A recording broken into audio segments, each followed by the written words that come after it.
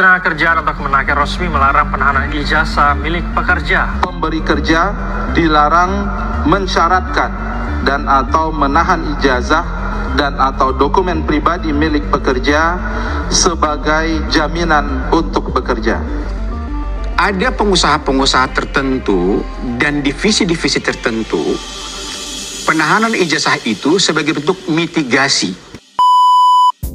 Halo semuanya, hari ini kita akan membahas satu isu yang diam-diam sudah lama mengakar di dunia kerja Indonesia. Isu yang menyentuh harga diri pekerja, sekaligus membuka pertanyaan besar soal keadilan dan perlindungan hukum. Nggak ada angin, nggak ada hujan, nggak ada info apa-apa. Tanggal 20 Mei 2025, Kementerian Ketenagakerjaan menerbitkan Surat Edaran Menteri Ketenagakerjaan nomor M-5/HK tentang larangan penahanan ijazah dan atau dokumen pribadi milik pekerja atau buruh oleh pemberi kerja.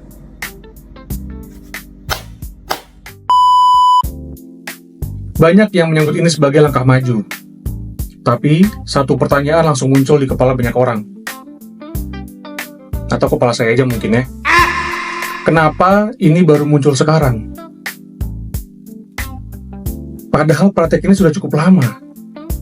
Dan setelah itu, pertanyaan lainnya ikut antri. Apakah cukup hanya dengan surat edaran? Dan apakah benar-benar bisa melindungi pekerja tanpa menyudutkan perusahaan? Atau jangan-jangan surat edaran ini nasibnya akan sama kayak fotokopi KTP buat beli gas 3 kilo. Disetor, tapi nggak pernah dicek ulang. Surat edaran ini memuat 3 poin utama. Yang pertama, larangan penahanan dokumen. Pemberi kerja tidak boleh menahan ijazah, paspor, akta lahir, buku nikah, atau dokumen lainnya milik pekerja. Poin kedua, larangan menghambat akses kerja lain. Perusahaan dilarang menghalangi pekerja untuk mendapatkan pekerjaan yang lebih layak. Apakah artinya pekerjaan sekarang tidak layak? Ya, sebenarnya masalah bahasa aja sih. Tapi, jika sudah menjadi konsumsi publik, sebaiknya lebih sensitif ya. Oke. Atau dengan kata lain, pasal ini bisa juga bilang permudahkan pekerja untuk resign. Atau mereka malah gampang #kabur aja dulu. Yang ketiga adalah pengecualian dengan syarat. Penahanan ijazah hanya boleh jika pekerja mendapatkan ijazah yang dibayar oleh perusahaan. Jadi ketika Anda sekolah atau latihan, ada pelatihan, dan dibayarkan oleh perusahaan, maka menurut surat edaran ini, ijazahnya dapat ditahan oleh perusahaan. Namun tetap harus ada perjanjian tertulis, dan perusahaan wajib menjaga keamanan dokumen dan ganti rugi jika hilang atau rusak. Pengecualian ini sebenarnya masuk akal. Kalau perusahaan yang membiayai pendidikan atau pelatihan hingga karyawan memperoleh ijazah, tentu dong ada risiko investasi itu hilang jika si karyawan langsung kabur atau resign. Maka dibolehkanlah menahan dokumen selama tebal dan garis bawah, transparan dan disepakati bersama.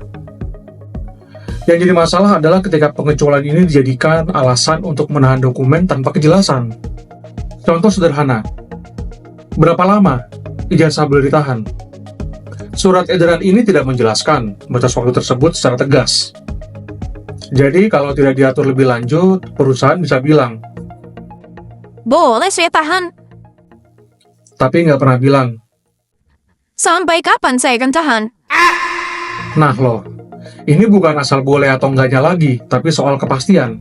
Karena ijazah bukan sarden, nggak bisa tahan lama di rak, terus dikeluarin pas sudah butuh. Di antara kita bisa aja bilang, Akhirnya, ijazah saya bukan Sandra HR lagi. tapi banyak juga yang nyeletuk. Loh, ini mah udah bisa dari dulu balik. Kok baru sekarang dilarang? Ini kayak baru sadar, dilarang ngutang di warung tetangga setelah utangnya numpuk satu RT. Contoh kasus nyata. Di Surabaya, ada seorang pekerja perempuan.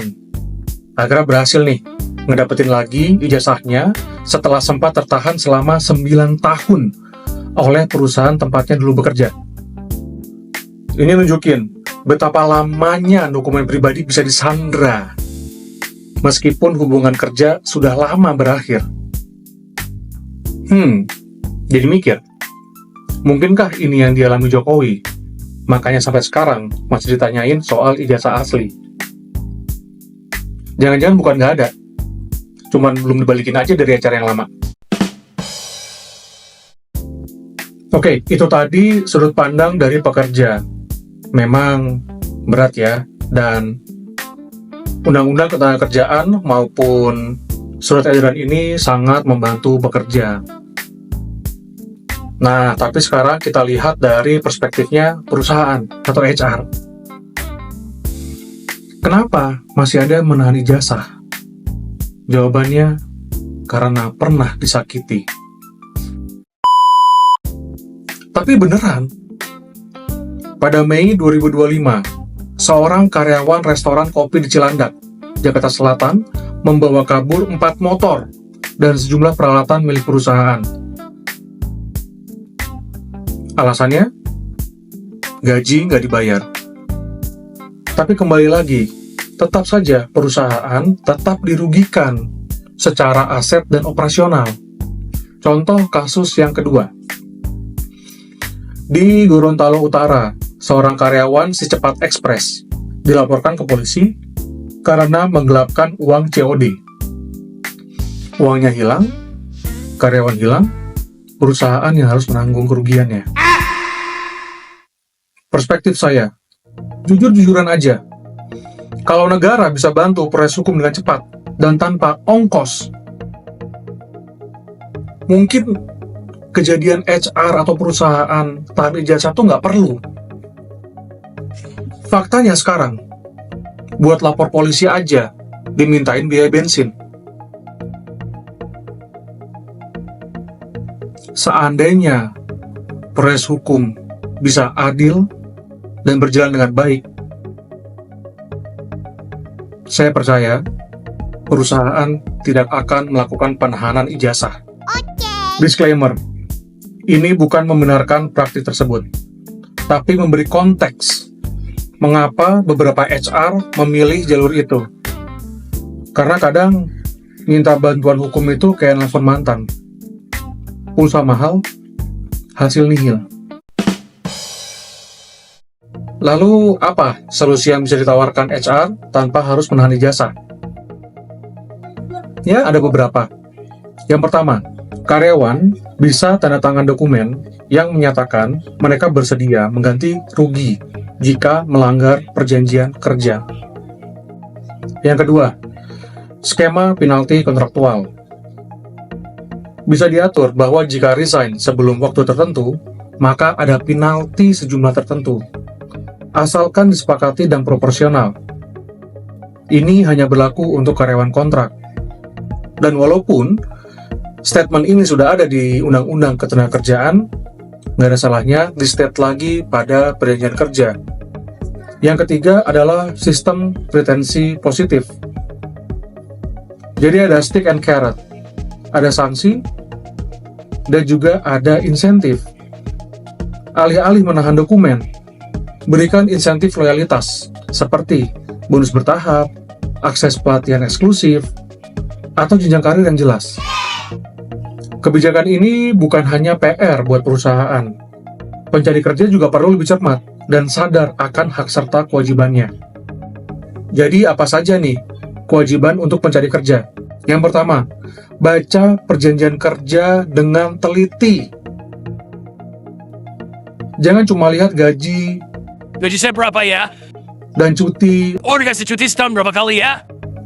Pastikan kamu paham semua klausul, termasuk soal penalti, penahanan dokumen, dan tanggung jawab bila mengundurkan diri sebelum masa kerja selesai.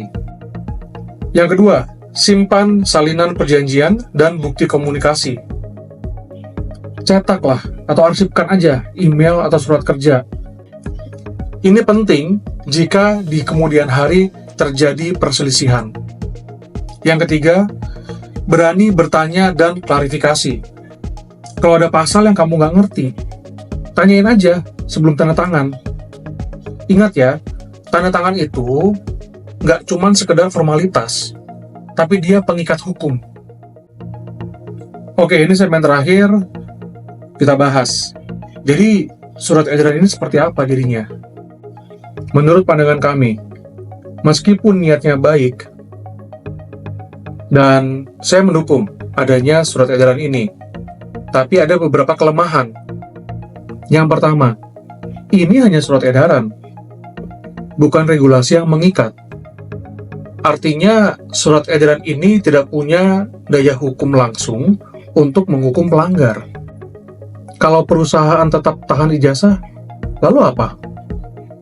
Tidak ada denda, tidak ada blacklist, tidak ada penahanan izin operasional. Tidak ada. Dan yang terakhir, pengecualian bisa disalahgunakan.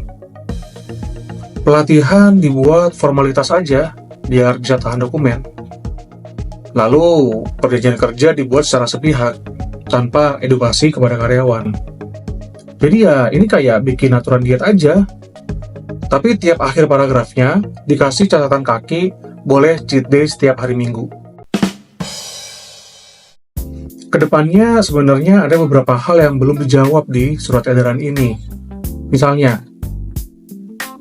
bagaimana dengan pekerja informal, seperti buruh tani, nelayan, pekerja bangunan harian, atau bahkan asisten rumah tangga.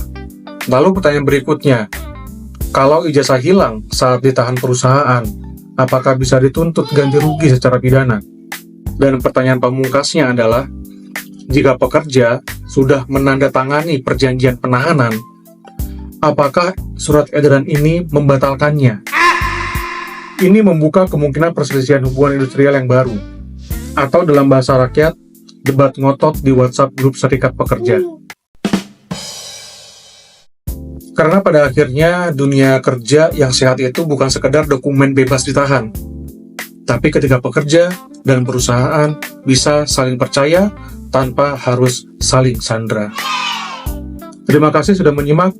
Jangan lupa like, share, dan tag HR kamu. Siapa tahu dia masih nyimpan ijazah orang.